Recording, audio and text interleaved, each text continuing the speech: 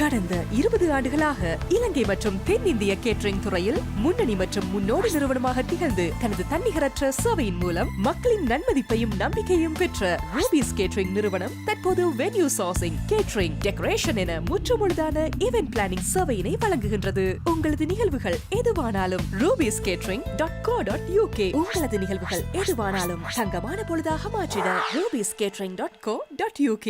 உடற்பருமனை குறைக்க, தோல் பிரச்சனைகள், போதைப் பொருள் பழக்கத்தை அகற்ற Sanjeevani herbal. No side effects, 100% natural.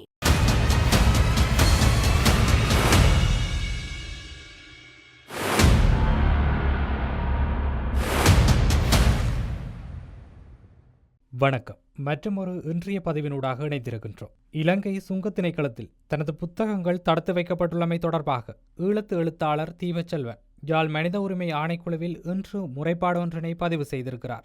இந்தியாவிலிருந்து ஈழத்து எழுத்தாளர் தீபச்செல்வனுக்கு முகவரியிடப்பட்டு அனுப்பப்பட்ட 5 வகையான புத்தகங்களின் 360 பிரதிகள் இலங்கை சுங்க திணைக்களத்தால் கடந்த மார்ச் மாதம் 18ஆம் திகதி தொடக்கம் தடுத்து வைக்கப்பட்டுள்ளது. நாட்டின் ஒருமைப்பாட்டுக்கு எதிரான கருத்துக்கள் எனது புத்தகத்தில் உள்ளதாகவும் பாதுகாப்பு மற்றும் கலாச்சார அமைச்சின் அனுமதியுடன் புத்தகங்கள் விடுவிக்கப்படும் என தெரிவிக்கப்பட்டது. கடந்த 17ஆம் திகதி கலாச்சார அமைச்சில் கலந்துரையாடல் ஒன்று இடம்பெற்றது. புத்தகம் தடுத்து வைக்கப்பட்டமை தொடர்பாக, அதன் சட்டங்கள் தொடர்பாக குறித்த கூட்டத்தில் உரையாடப்பட்டது. எனது இலக்கிய எழுத்து செயற்பாடுகள் குறித்தும் குறித்த புத்தகங்களினுடைய முக்கியத்துவம் குறித்தும் அக்கூட்டத்தில் எனது கருத்துக்களையும் தெரிவித்தேன். இலங்கை கலைக்கழகத்தின் உறுப்பினர்கள் இக்கூட்டத்தில் கலந்து கொண்டதுடன் என் சார்பில் சிங்கள தமிழ் எழுத்தாளர்களும் சட்டத்தரணியும் கலந்து கொண்டனர். எனினும் புத்தகங்கள் என்ன காரணங்களுக்காக தடுத்து வைக்கப்பட்டுள்ளன, புத்தகங்கள் விடுவிக்கப்படும் என எதிர்பார்த்து சென்ற வேளையில் புத்தகங்கள் தொடர்பில் எந்த தீர்வும் கிடைக்கவில்லை. இதற்காக சிங்கள படைப்பாளிகள், இளைஞர்கள் பலரும் குரல் கொடுத்து வருகின்ற நிலையில் அரசாங்கம் சில மூத்த சிங்கள எழுத்தாளர்களை வைத்து இந்த புத்தக தடுப்புக்கு நியாயத்தை கற்பிக்க முயல்கிறது. அதில் ஒரு சிங்கள எழுத்தாளர் தனக்கு தமிழ் தெரியாது என்றும் என்னுடைய புத்தகங்களை வாசிக்கவில்லை என்றும், ஆனால் இவற்றில் நல்லிணக்கத்திற்கு பாதிப்பு தரும் விடயங்கள் உள்ளன என்றும் கூறுவது எந்த வகையில் ஏற்புடையது? புத்தகத்தை வாசிக்காமல் எவ்வாறு கருத்து கூறுகிறார்கள்? இதுவே இனவாதமும் பாரபட்சமும் ஆகும். உடனடியாக என்னுடைய புத்தகங்கள் விடுவிக்கப்பட வேண்டும் என்பதை வலியுறுத்தியும், இது என் மீதான அடிப்படை மனித உரிமை மீறல் என்பதனாலும் இன்று யாழ்ப்பாணத்தில் உள்ள இலங்கை மனித உரிமைகள் ஆணைக்குழுவில் முறைப்பாடொன்றினை பதிவு செய்துள்ளதாகவும் அவர் குறிப்பிட்டிருக்கிறார். இது இப்படி இருக்க, உயிர்த்த ஞாயிறு தாக்குதல்கள் நடைபெற்று 7 ஆண்டுகள் நிறைவு பெற்றுள்ள நிலையில் அதற்கு நீதி கோரி கவனஈர்ப்பு போராட்டம் முன்னெடுக்கப்பட்டுள்ளது. மட்டக்களப்பு அரசடி கல்லடி பாலத்துக்கு அருகிலுள்ள உயிர்த்த ஞாயிறு தாக்குதல்கள் ஞாபகார்த்த தூபியில் இன்று காலை மட்டக்களப்பு சிவில் சமூக அமைப்புகள், மத தலைவர்கள், பாதிக்கப்பட்டவர்களின் குடும்ப உறுப்பினர்களின் ஏற்பாட்டில் நினைவேந்தல் நிகழ்வு நடைபெற்றுள்ளது. குண்டு தாக்குதலில் உயிரிழந்த பாதிக்கப்பட்டவர்களின் உறவினர்கள் மற்றும் பொதுமக்கள் என பெருமளவானோர் கலந்து கொண்டனர். இதன்போது நினைவு தூவியில் மெழுகுவர்த்தி ஏற்றப்பட்டு மலரஞ்சலி செலுத்தப்பட்டது. தொடர்ந்து உயிர்த்த ஞாயிறு குண்டு தாக்குதல் தொடர்பில் நீதியை நிலைநாட்டுமாறு வலியுறுத்தி கவனஈர்ப்பு போராட்டமும் முன்னெடுக்கப்பட்டிருந்தது. பாதிக்கப்பட்டவர்களுக்கு நீதியை உறுதி செய், குற்றவாளியை பொறுப்பு கூறுவதற்கு வழி ஏற்படுத்து, ஈஸ்டர் தாக்குதலுக்கு பொறுப்புமிக்க வெளிப்படைத்தன்மையான விசாரணை வேண்டும் போன்ற ஸ்லோகங்கள் தாங்கிய பதாகைகளை ஏந்தியவாறு போராட்டம் முன்னெடுக்கப்பட்டிருந்தது. இன்றைய தினம் உயிர்த்த ஞாயிறு தாக்குதல்கள் நினைவஞ்சலி இடம்பெற்ற இடங்களில் பாதுகாப்பு பலப்படுத்தப்பட்டுள்ளதுடன் இராணுவத்தினர், போலீசார் பாதுகாப்பு கடமையில் ஈடுபட்டிருப்பது இங்கு குறிப்பிடப்பட வேண்டிய ஒன்றாக இருக்கின்றது.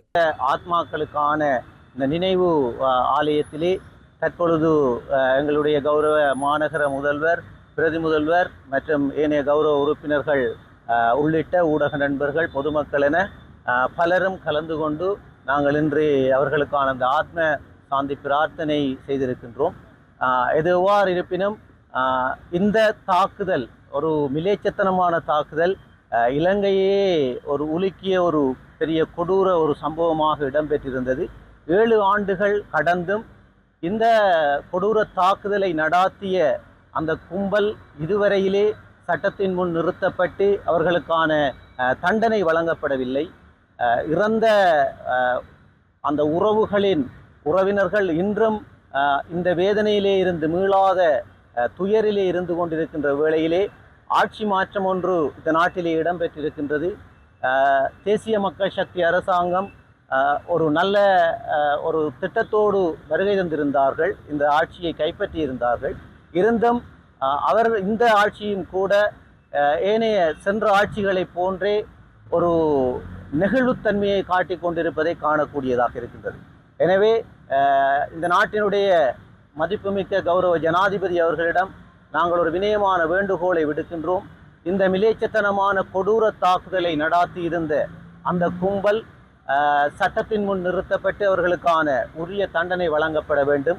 7 ஆண்டுகள் நிறைவுற்றிருக்கின்ற இந்த வேளையிலே இந்த தாக்குதல் மூலம் உயிரிழந்த அந்த உறவுகளின் உறவினர்களுக்கு எங்களுடைய மட்டக்களப்பு மாநகர சபையின் சார்பிலும் மட்டக்களப்பு மாவட்ட மக்கள் சார்பிலும் எங்களுடைய ஆழ்ந்த அனுதாபங்களையும் இந்த வேளையிலும் தெரிவித்துக் கொள்வதோடு, இந்த அரசாங்கம் இதற்கான ஒரு துரித நடவடிக்கையை மேற்கொண்டு அவர்களை சட்டத்தின் முன் நிறுத்தி இதற்கான நீதி வழங்கி அந்த உறவினர்களின் மனம் ஓரளவிற்கேனும் சாந்தி அடைவதற்கு இந்த ஜனாதிபதி அவர்கள் இதற்கான ஒரு விடயத்தை மேற்கொள்ள வேண்டும் என்பதனை இந்த வேளையிலே நாங்கள் இன்றைய தினம் வினயமாக வேண்டிக் கொள்கிறோம்.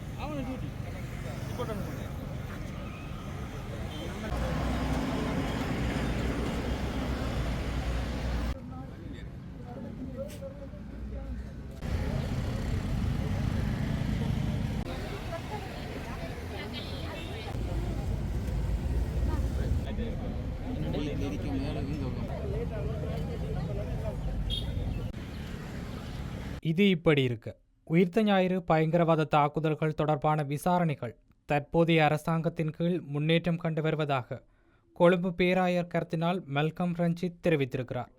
இன்று நடைபெற்ற சிறப்பு திருப்பலியில் உரையாற்றிய போதே அவர் இதனை குறிப்பிட்டிருக்கிறார். இது தொடர்பில் மேலும் தெரிவித்த அவர், உயிர்த்த ஞாயிறு பயங்கரவாத தாக்குதல் தொடர்பாக தங்கள் கடமைகளை நிறைவேற்ற தவறிய முன்னாள் ஜனாதிபதிகள், பாதுகாப்பு அமைச்சு அதிகாரிகள் மற்றும் காவல்துறை உயரதிகாரிகளுக்கு எதிராக சட்ட நடவடிக்கை எடுப்பதில் சட்டமா அதிபர் திணைக்களம் காட்டி வரும் தாமதம் குறித்து கவலை கொள்கின்றேன். உயிர்த்த ஞாயிறு பயங்கரவாத தாக்குதல்களில் நேரடியாகவோ அல்லது மறைமுகமாகவோ சம்பந்தப்பட்ட சந்தேக நபர்களின் அந்தஸ்தை பொருட்படுத்தாமல் குற்றப்புலனாய்வுத்துறை விசாரிப்பது அவசியம். தாக்குதல்களின் சூத்திரதாரியை கண்டுபிடிப்பது என்பது நீதியை உறுதி செய்வதும் பாதிக்கப்பட்டவர்களின் குடும்பத்தினரின் அடிப்படை உரிமைகளை நிலைநாட்டுவதே ஆகும். 2019ஆம் ஆண்டு உயிர்த்த ஞாயிறு பயங்கரவாத தாக்குதல்களின் பின்னணியிலுள்ள உண்மையை விசாரணைகளில் உண்மை வெளிப்படும் வரை நீதிக்கான தங்களின் போராட்டம் ஓயாது என கர்தினால் மெல்கம் ரஞ்சித் கூறியும் இருக்கின்றார். மற்றும் கர்தினால் மெல்கம் ரஞ்சித்தின் கருத்துக்கள் விசாரணைகளின் வெளிப்படைத்தன்மையையும் பொறுப்புணர்வு அவசியத்தையும் வலியுறுத்துகின்றன. இந்த விடயங்களானது இப்படி இருக்க, மீண்டும் மற்றொரு இன்றைய பதிவினூடாக சந்திக்கலாம். வணக்கம்.